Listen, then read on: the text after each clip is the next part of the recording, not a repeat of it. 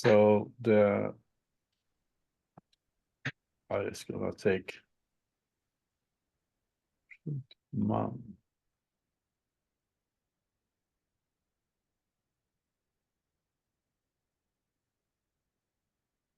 And Jotam, hey.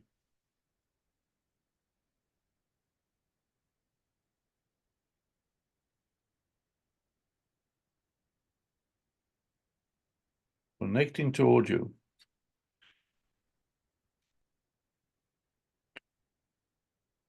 So make life easier for myself and see if I can do that. Okay, do you still see my screen?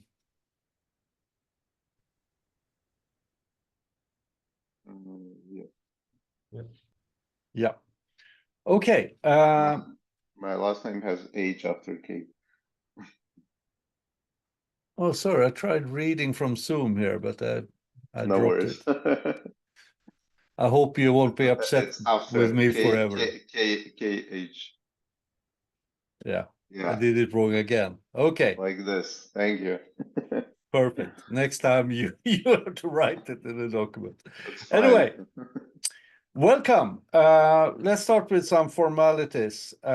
We had a brief meeting with ECMA, I think it was last week, discussing how we can proceed with development of the API and coordinate that with the contribution to ECMA.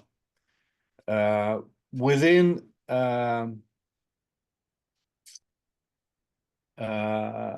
CycloneDX, we have set up a process where we have a combination of very open community work to actually define the standards, and then a formal process to contribute them to ECMA. For instance, with CycloneDX 1.6, we're now going through a 600-page document in the ECMA meetings just to make sure that we follow some predefined rules. And for the working group here and for the API, we need to figure this out, how we can have an open way of working and inviting people to contribute and discuss all those 1,298 people in the channel. But also at some point where we think we have a first version of Koala, try to formalize. So we have to prepare for that and prepare the working group. So I've been thinking about that. To participate in the ECMA work, you either have to represent an ECMA member, and many larger organizations are ECMA members. And we also have, from start, have to understand that ECMA standards, which is the goal of this working group, has to be royalty-free and non-patent encumbered and all of that. In the task group, you can be an invited expert. My company, which is very small, you see most of it, isn't an ECMA member, but I'm an invited expert. So I have no voting right, but I can still make a lot of fuss within the TC54 group. The working group chair or convener, as they say in ECMA language, has to represent a member of the ECMA. So the way I see this is that we have these regular community meetings bi-weekly, and I think they should be open for all. We especially want to include, as we come up with more details, we want to include all the vendors, both open source and commercial, so they're on board and they understand what we're doing and start coding.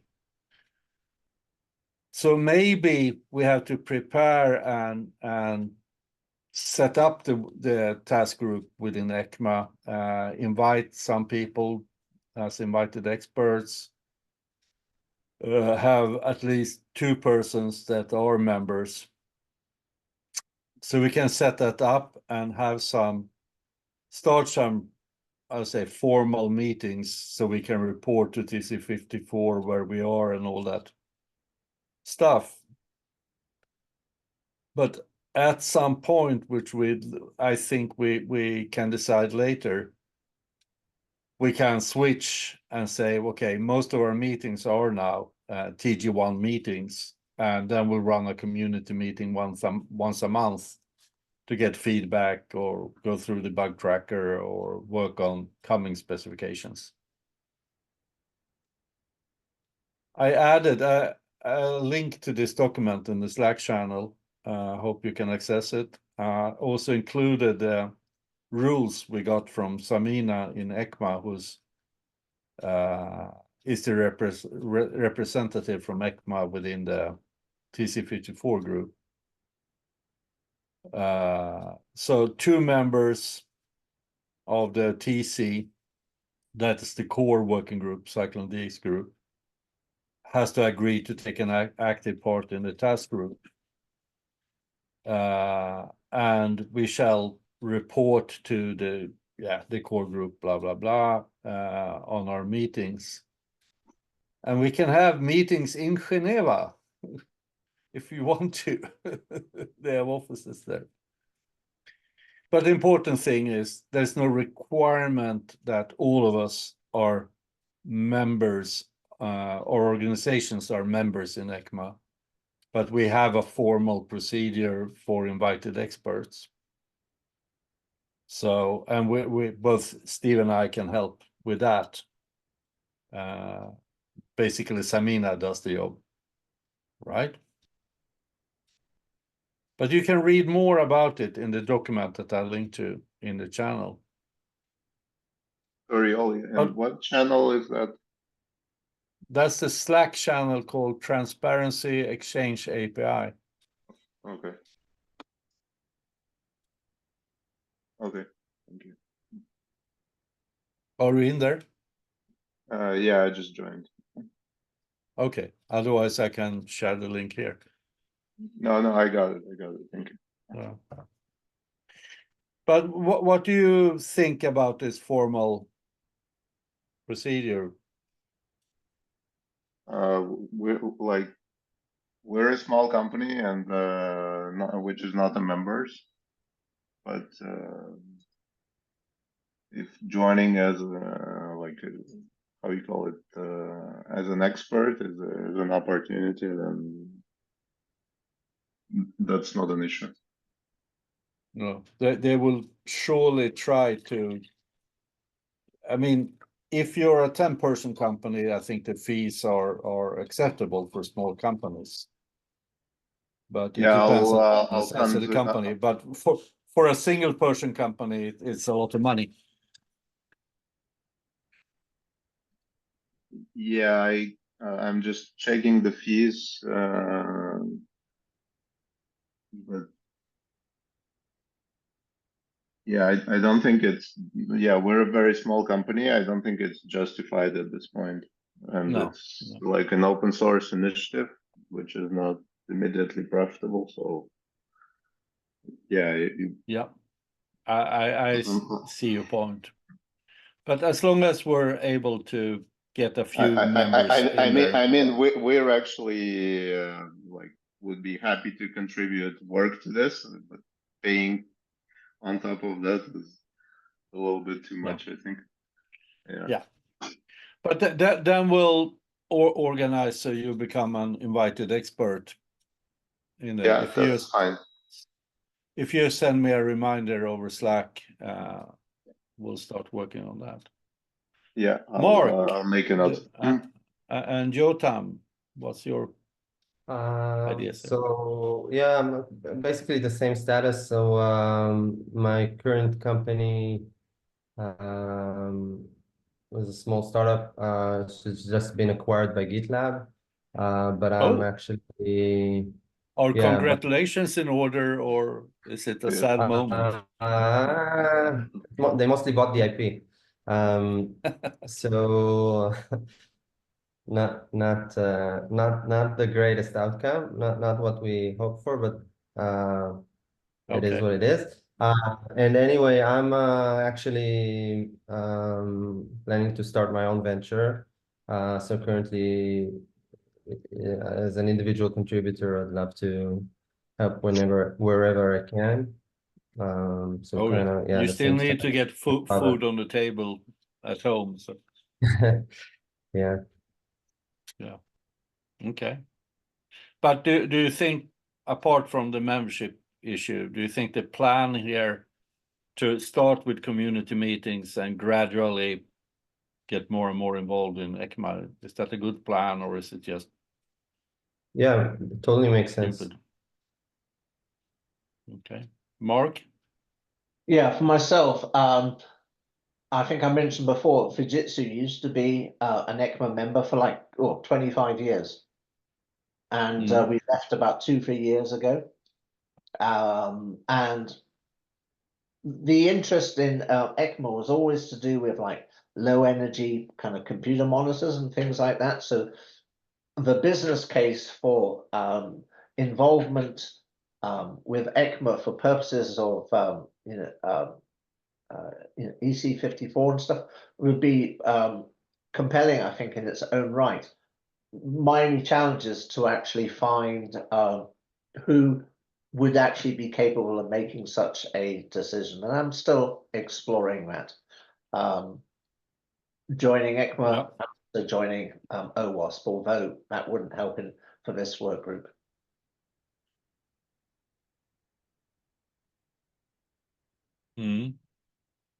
I think we're a good group, but we have to rope in some more people that represent members. But I think we can handle that because we have many of them in the core. So we can possibly use their names. What do you think, Steve? I think that's possible. I mean, I look at a couple of the member organizations, I mean, one of which, you know, standardize 100% of their entirety of their supply chain, which is bloody massive on CycloneDX. That includes, you know, software, hardware, everything in between. So you're talking about 50,000 plus suppliers, and they're going to need something to, you know, automate the exchange of this. Right now, they have a proprietary thing that they've built, which is fine. It's a short-term gap. The same thing for another one of our ECMA members, both of which are founding members of the TC. They also they use dependency track today, and they have a vested interest in some kind of API that's standardized, because they've actually asked all of their suppliers to publish their CycloneDX into dependency track. That's how they're actually going to be getting them from their suppliers. So I think both of those organizations have a vested interest in making this happen. So that would be with myself representing ServiceNow as well as OWASP. That would be 3 ECMA members coming to the table, plus OWASP, which is a non-profit OWASP or ECMA member. Yeah. Which doesn't really count, but cool. In addition, I spoke with Fossa and Shane Loop, and they're both interested in participating. They couldn't join today. And I think you had a marketing stunt with OpenSSF the other day, Steve. I did, yeah.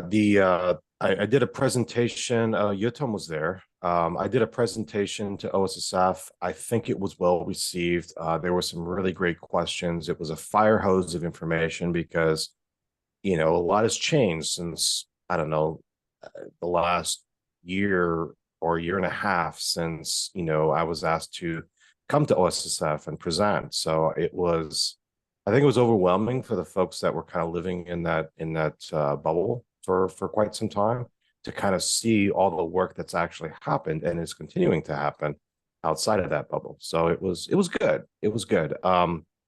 We will see whether or not we get some more participation as a result of that. My hope is that will happen, but we'll see.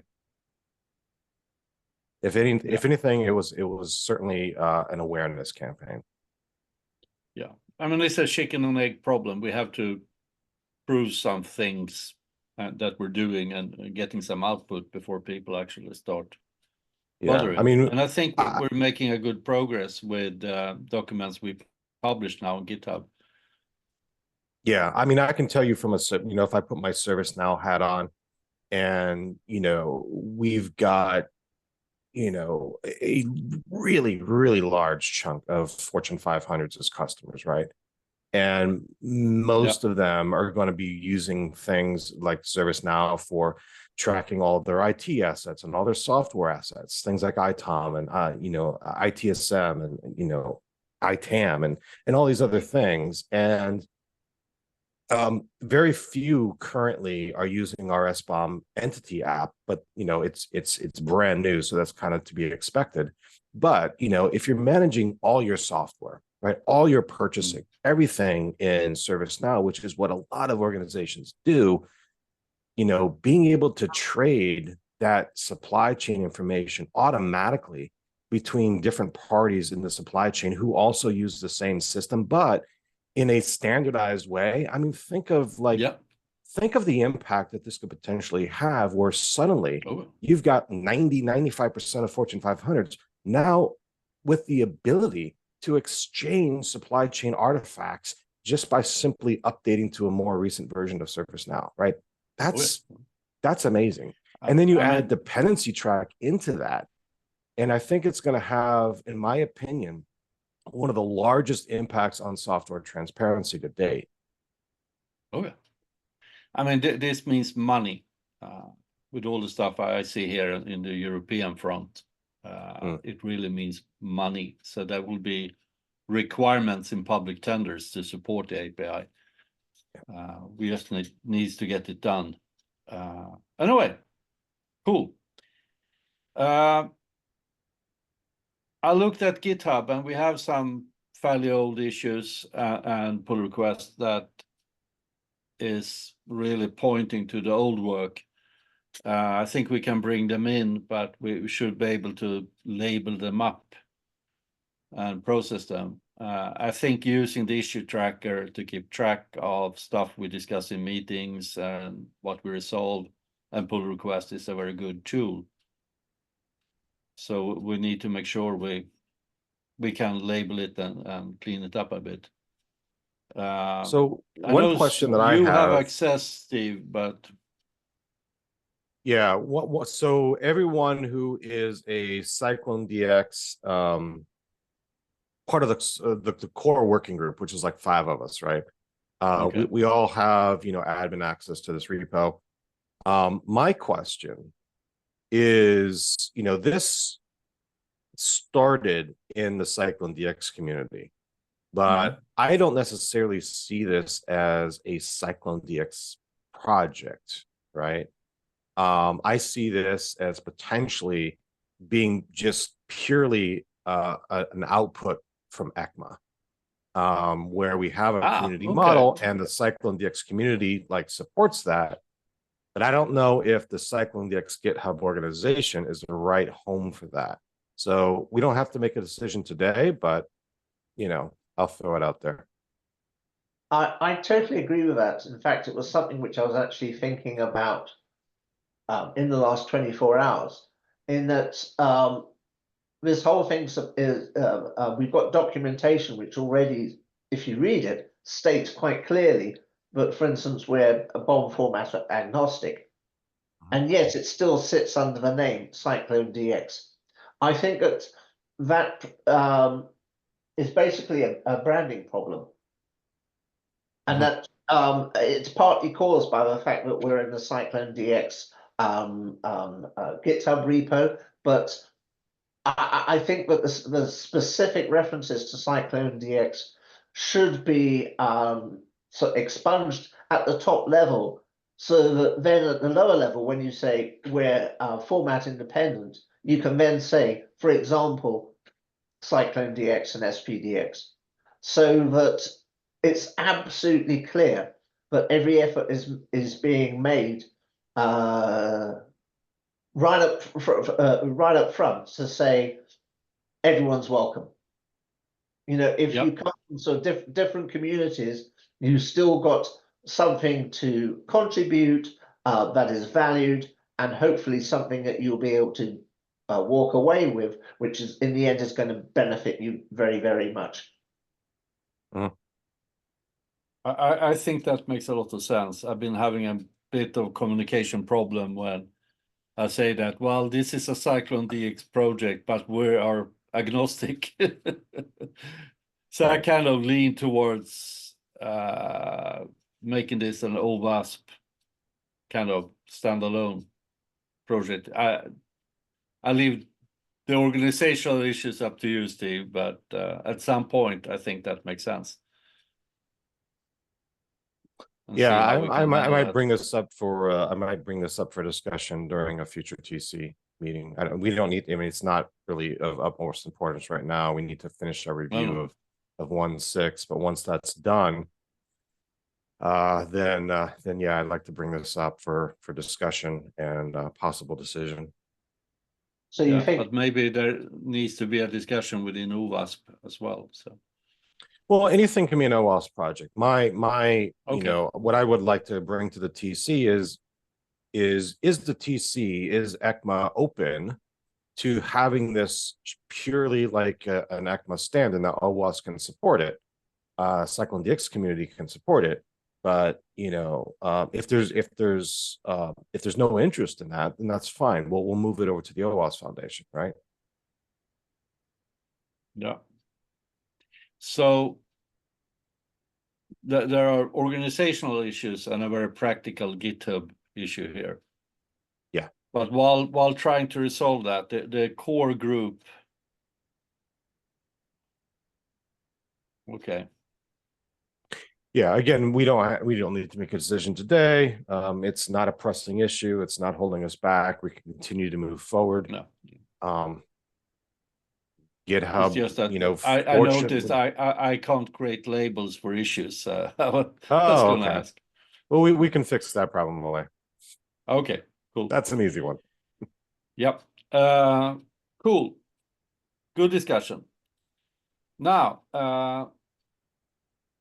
we have some very interesting stuff to discuss. And we spent 25 minutes on organizational stuff.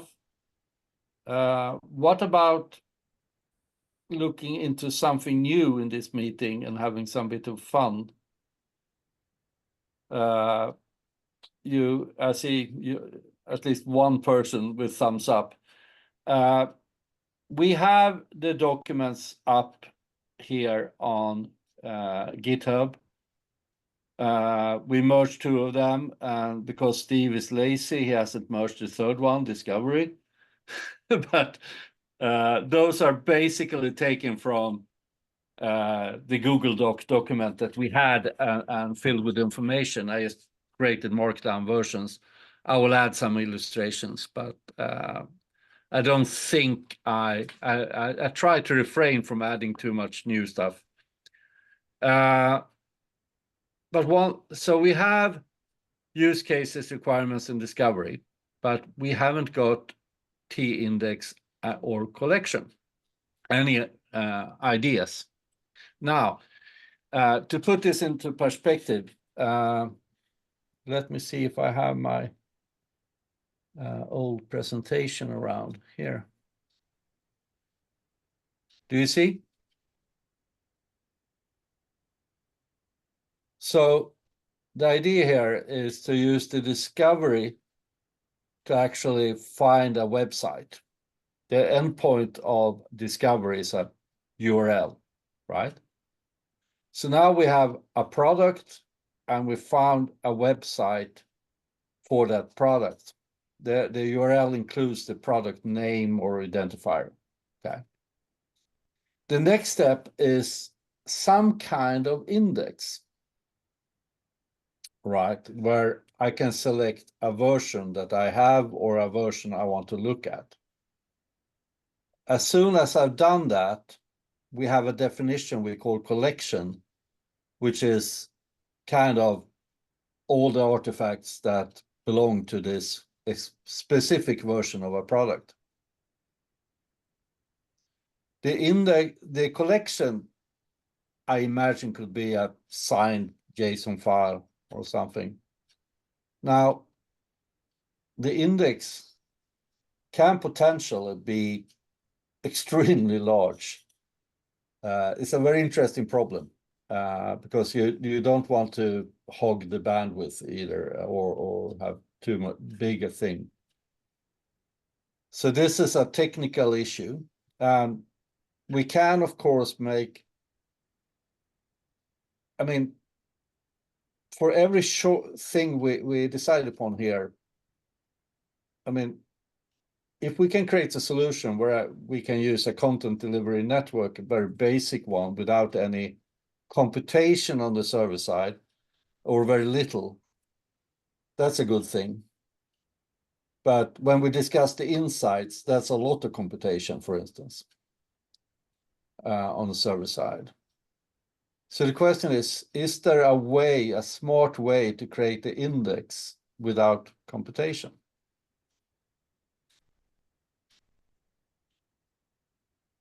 Did I explain that?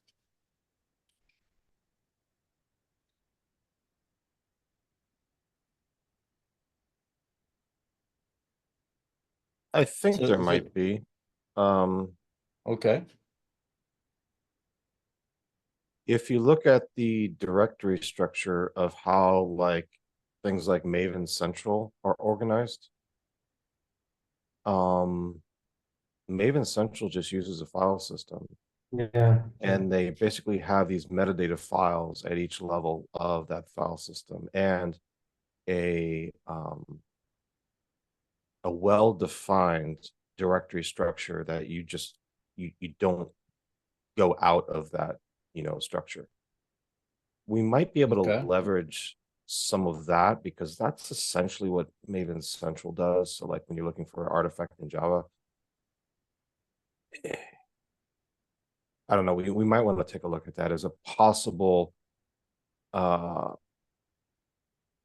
source for inspiration, let's put it that way.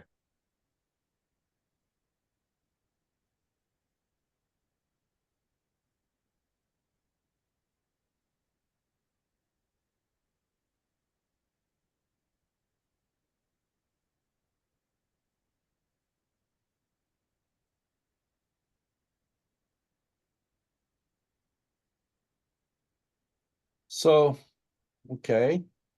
So what does that mean? If I surf to a URL, do I get a big index? Or is it some sort of...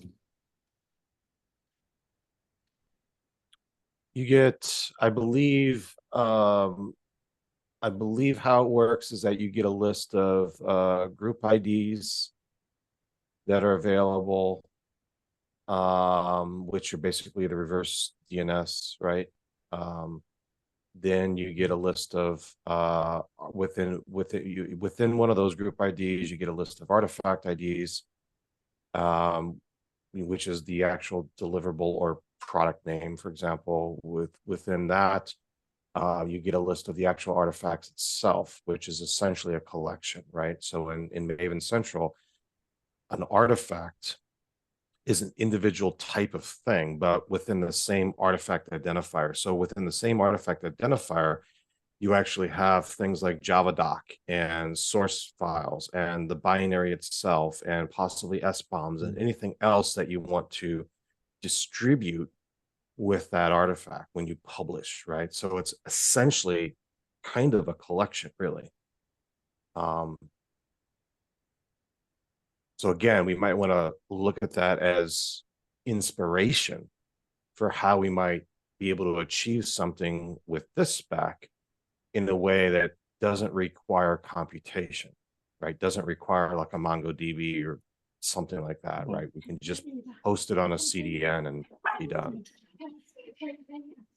So if you're looking at sort of doing it similar to the way that Maven Central has done it, and that's file based, would that suggest looking at the work that OWASP have been doing on like a standardized naming format?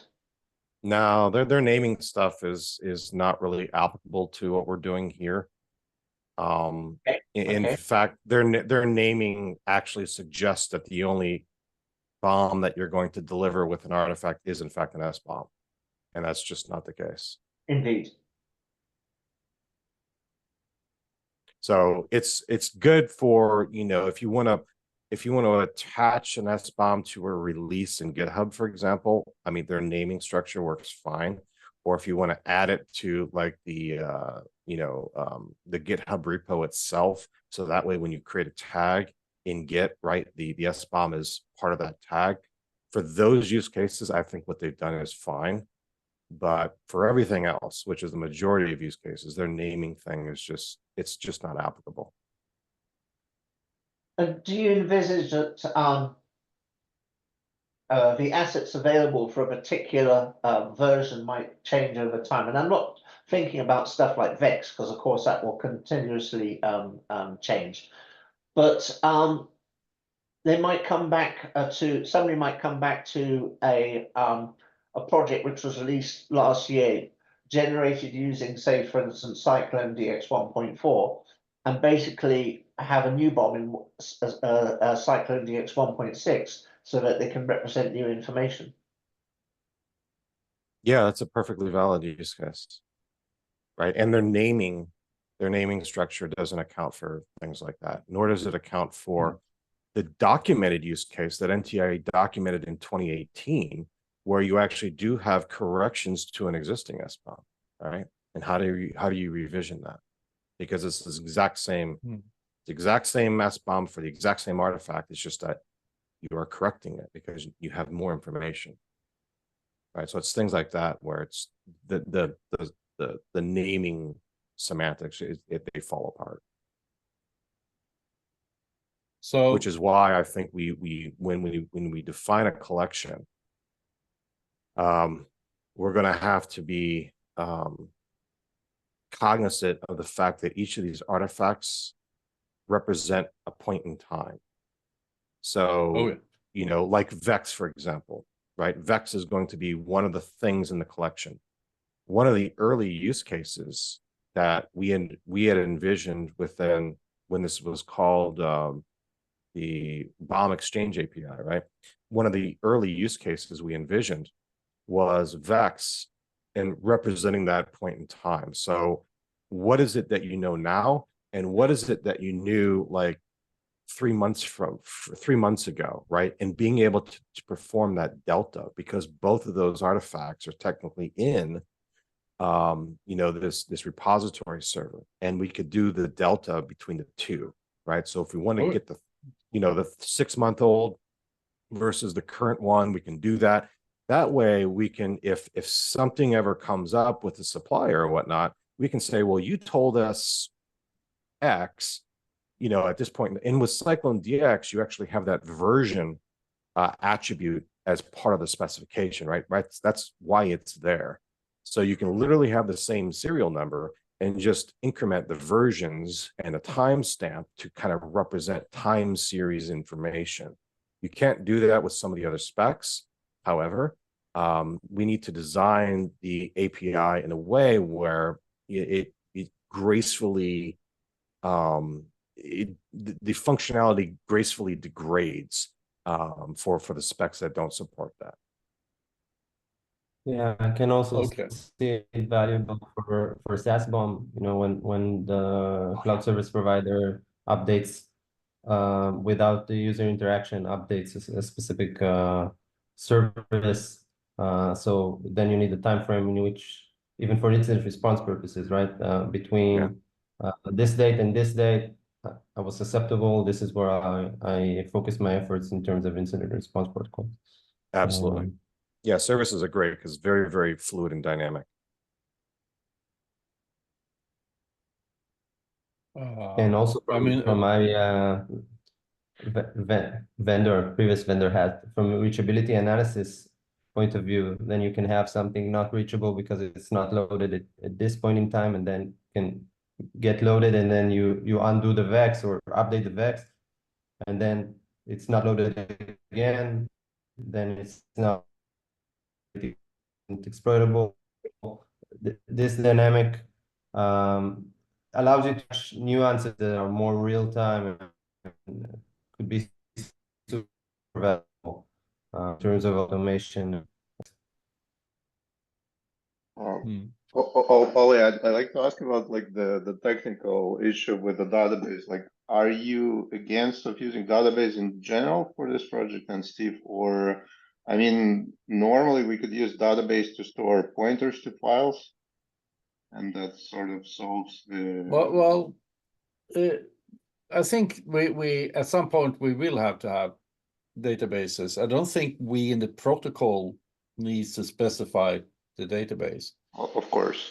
But I think we always, when discussing, have to consider whether this is something we can solve without compute behind it, just a file system, right? With authorization and access control, or if there has to be compute. We've seen that with the insights we discussed, there has to be compute because we have to parse documents and have a database and all of that. But the question is just to retrieve artifacts. Can we solve that? And I don't know. I think it would be much simpler to distribute the stuff if we can solve that without. But one question that is critical here is, let's say, I mean, you get a list of versions. You bought a Springetotron, super cool gadget, and you approach the API and your software shows you, oh, you have a selection of versions. But if there are 2 versions coming out each day, as in your time's case, I mean, then that list will be extremely long. And many of these versions, as a vendor, I may not support them because they're broken, they have exploited vulnerabilities. So I want users as quickly as possible to go to the next one. The documentation still needs to be there. The VEX, the final VEX saying, I'm giving up, I can't fix, upgrade. But the question is, do we need any metadata in the index to speed up this? Some sort of lifecycle enumeration status or so. Yeah, I mean, your CLE would, I mean, if you publish a new version, say, you know, you're pushing to production 50 times a day, right? Your CLE probably needs to be updated at the exact same time. Yeah. Right. So that your, you know, the current supported version actually points to something.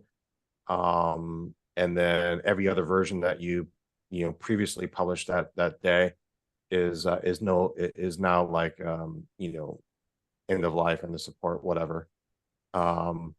You know, we also need to at the same time, I think, support other use cases where you might have multiple versions of a given service, because I'm at a loss for words. Canary, you might have, what's that? Blue-green? Canary or yeah, you might have A/B testing or feature exactly. toggle. Exactly. Yep. So you might have like common CLE where, you know, it's the beginning of development, still kind of supported, but you've got a stable version over here that, you know, most of your cloud actually still uses. A/B testing is interesting because you randomly distribute, or pseudo randomly, however you do, 2 different versions of code. Yeah, that's done for cloud. It's done for mobile apps. It's done. I mean, it's websites, obviously. Yeah, it's done a lot. Yeah, but for instance, I mean, version 2.4.2 contains an exploited vulnerability and is replaced by 2.4.3. The artifact for 2.4.2 still needs to be accessible, right? Yes. Version 1 is way beyond the end of life.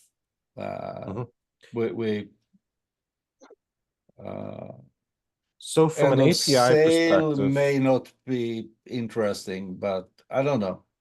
Yeah, so from an API perspective, I mean, we're going to be specifying, you know, the parameters and that sort of thing. But from a human readable specification version, we need to be very clear that implementations should treat every single version as being immutable, right? Once you publish there, you don't like overwrite that artifact. You don't delete that artifact. If you want to update the SBOM for 242, for example, because you're making corrections to the SBOM, that's fine. You can do that. You can use the version thing in Cyclone, and then you actually have both SBOMs for that one version of 242, right? With the updated one as the one you're going to get by default. But if you want to request the older one, you can. So everything should be immutable. And this is super valuable for supply chain Yes. use case where, you know, there's a malicious package that it's the same version, but now it has somewhere down the line introduced malicious functionality. So it's the same kind of version, but it's not, it has been altered. So you can compare that bomb with the bomb in the like the valid the benign one and yeah. So Steve, I mean, does it become a valid thing to look at what you've got and see, okay, there's version 1 of a bomb being published and there's version 3. What the hell's happened to version 2? You Well, know, the implementation should take care of that for you. So there, I think from a specification author perspective, we'll need to be very clear on what the specification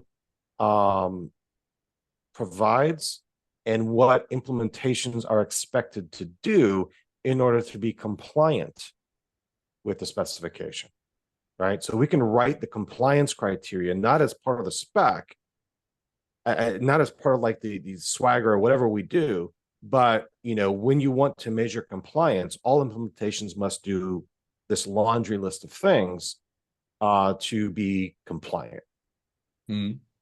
Right. So I mean, if you look at TC39, for example, if you look at TC39, which is JavaScript, right, they actually have a couple paragraphs in there that actually talk about like compliant, because you can write your own JavaScript engine, I mean, right? There's multiple engines available. Yeah, in the IETF world, we have, I mean, a minimum set of requirements for compliance. That's right. Implementation guide. But at some point, when we move forward, we have to have an interoperability event, either online or at AppSec conference or something else. If ECMA pays the tickets to Geneva, we'll all fly there. But road trip. But we'll have to figure out. But interoperability in APIs, since we have both publisher and consumer, is critical here, and that we engage as many implementations as possible, both commercial and open source. So regarding interoperability, like I'm not sure if you're familiar with the OpenID Foundation. They have some specific, they have OpenID Connect and FAPI, all those specifications. So what they do, they have conformance test suite, and they give that everyone to test and do their own self compliance check, as well as they can get certified. And there is a certification fees OpenID Foundation charge.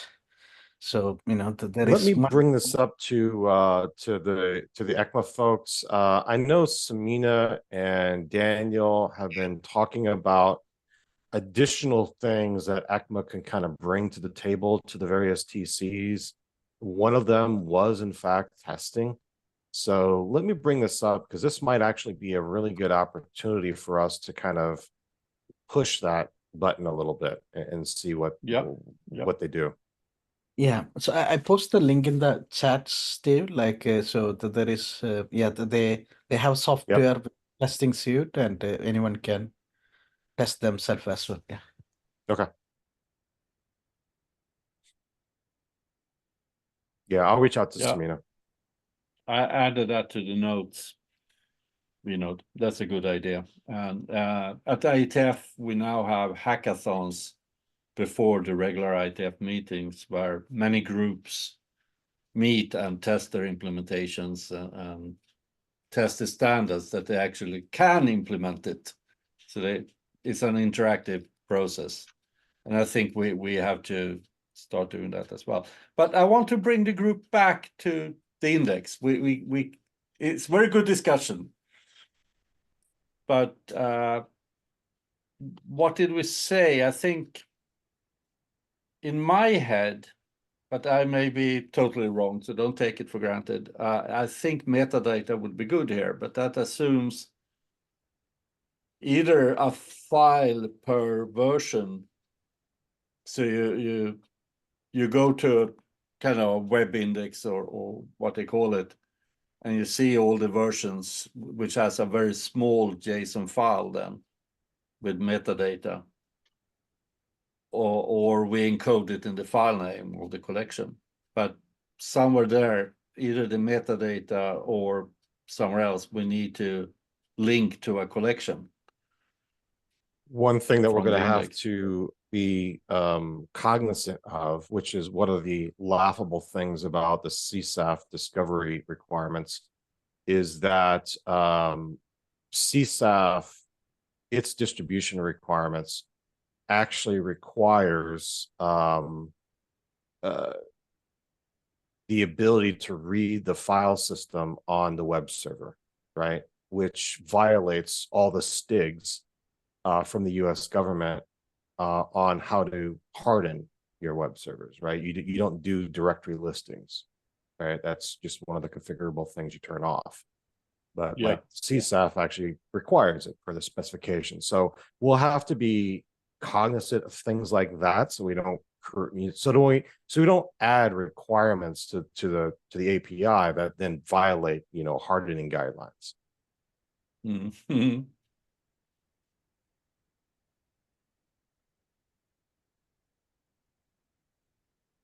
Okay. And another thing, the index, is that basically before or after authentication? In other words, does the index contain the stuff that you're allowed to see or download, or does it contain everything and then sort of it gets filtered afterwards to show you what you're allowed to see? How would that work?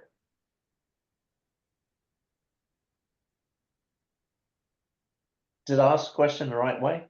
No, yeah. I'm thinking. Sorry, takes a while. It's the end of the day. I think the index can be open or require access control. I don't think what we say about access control can be on multiple layers. Could be that the SBOM or what few artifacts are available without authentication, but some parts of the collection, some artifacts actually require authorization to read. Right. I think it needs to be granular on a per artifact basis. There are use cases where I might want to distribute the SBOM for a given product to everybody. But I might restrict like the CBOM or the MBOM, which describes how I built the software, for example, to very few organizations, right? So I might, so within the same scope, I might have, or within the same collection, I might have different access control requirements for the different artifacts. That's to be expected, actually. So technically, does it mean we need to have like some sort of public index and then authenticated index? Depends on the vendor and the legal requirements in that country, really. Well, I mean, this might answer the question, does an index require computational power? And if we're saying that the index is going to contain references to things that I don't have access to, then maybe the index actually does require computational power. Mm-hmm. Because it needs to be dynamic based on who I am asserting my identity as. Yeah.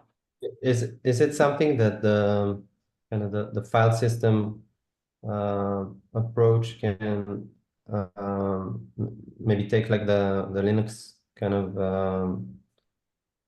file system read write per group, per user? Or is it something that is more kind of high level and I need to authenticate before I even access the file system structure? I think we can't really, we have to make sure we are very, very agnostic in regards to authentication. We have to be able to support it on various layers, as Steve said. But there will be vendors that say, "Oh, you can't even access the index without authentication." We can call them stupid and ignorant, but they will still want to do that, at least for a time, until the cost of managing authentication will become too high for them in regards to what they're protecting themselves from. Surely that makes a lot of sense for certain people who'd say, nobody gets to see anything unless they authenticate. Once we authenticate, we then know what we're going to show them, which might be everything, might be a subset. So I don't think it's unreasonable to basically sort of bar access until authentication is complete, depending on who's actually providing the information. I would personally include like to solve this, as I mentioned, the public endpoint in the API. And so because I can see vendors because authentication is overhead for end users. And if there is something that you want to publish like for everyone, maybe you don't want, like, let's say GitHub public repositories. You don't need to authenticate to browse them. And that adds value for users. So we can have like public endpoint, which may or may not be used. Like it may be optional endpoint, but it may contain anything without authentication. And then the regular catalog would require strict authentication. I think we can come back to that. I just wanted to remind everyone what we discussed before on authentication, that an authorization, that's very much an implementation, not an API specific thing. We just, for now, say that, and I probably need to write a document on GitHub on this. But right now we say that, well, somehow someone produced a bearer token that means something, but in the protocol we just transport that bearer token, and it can include authorization and other things. But of course, for users, that will be a hassle because bearer tokens expire.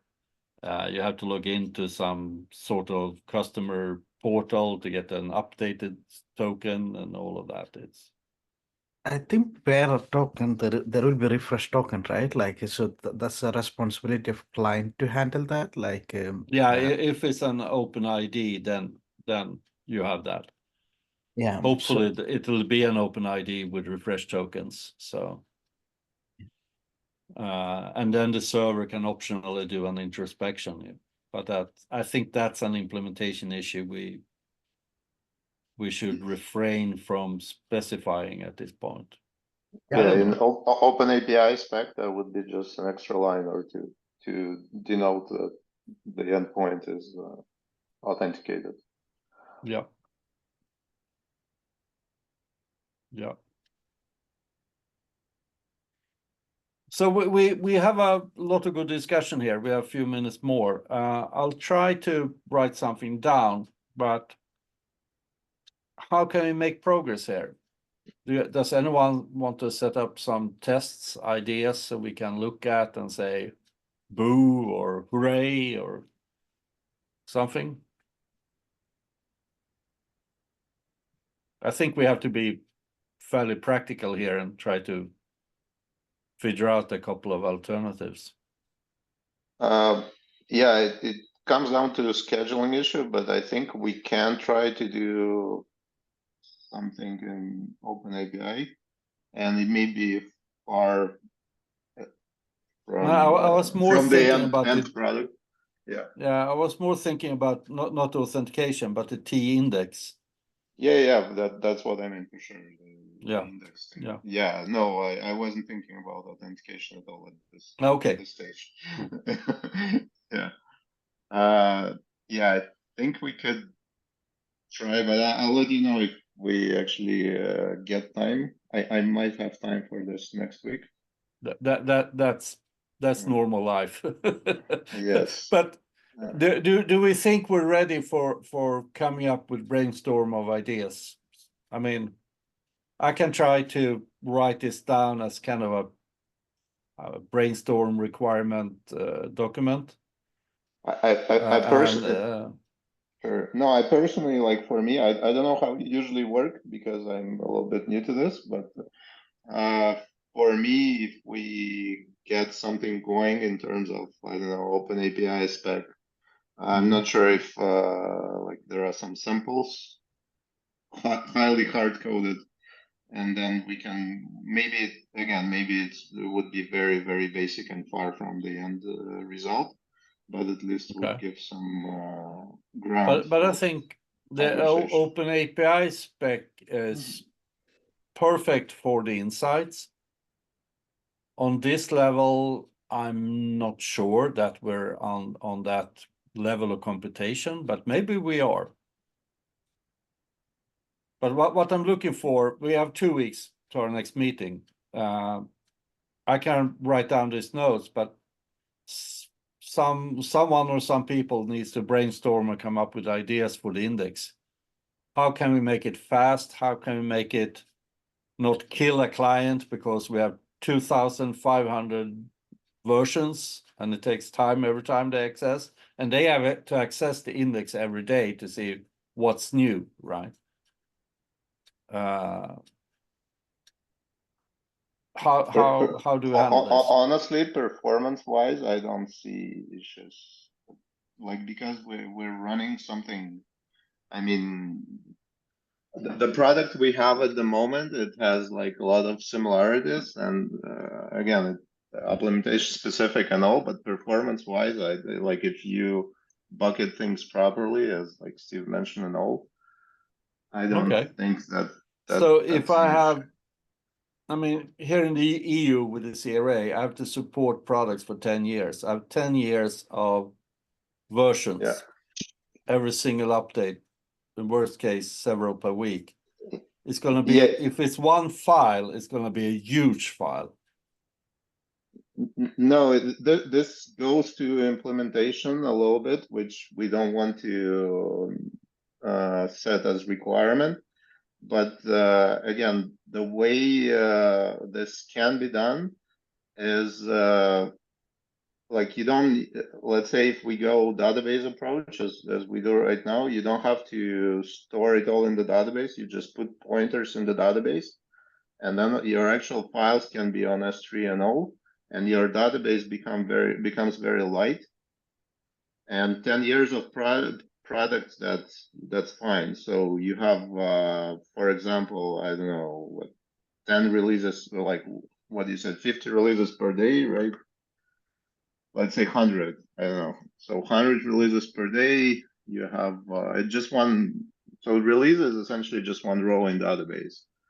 By 10 years, that gives you, let's say, 500,000. That's just 500,000 rows for one product. That's nothing. It's something if I have to download it multiple times a week, right? Norm, I'd say you'd have you're looking for deltas, right? So you need you just sort by updates since, I don't know, for the last week. Probably. I mean that's how I would expect, and you would only get like. Then we're not on a file system, so. I don't think we're like, for me, I wouldn't build this on a file system, but that's. No. But that's fine. I'm just trying to figure out the various options. Yes.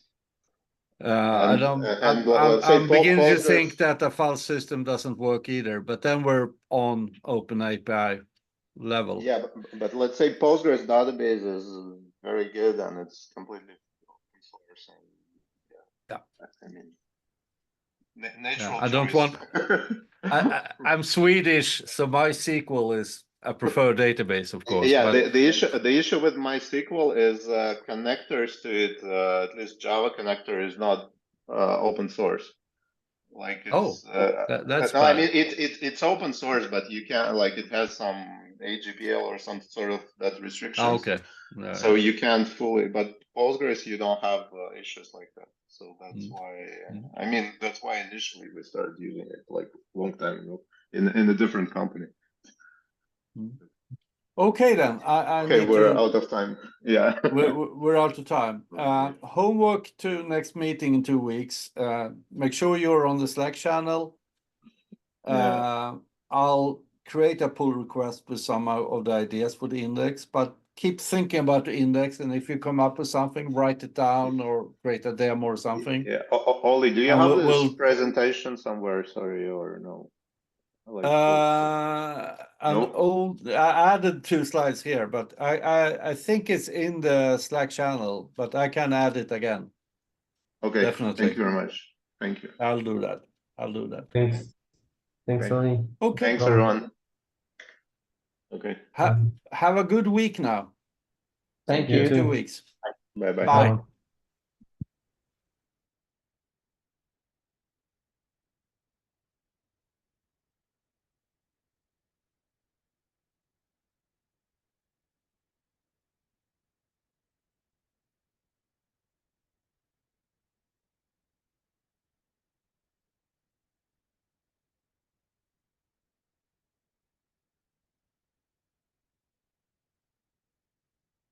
Bye.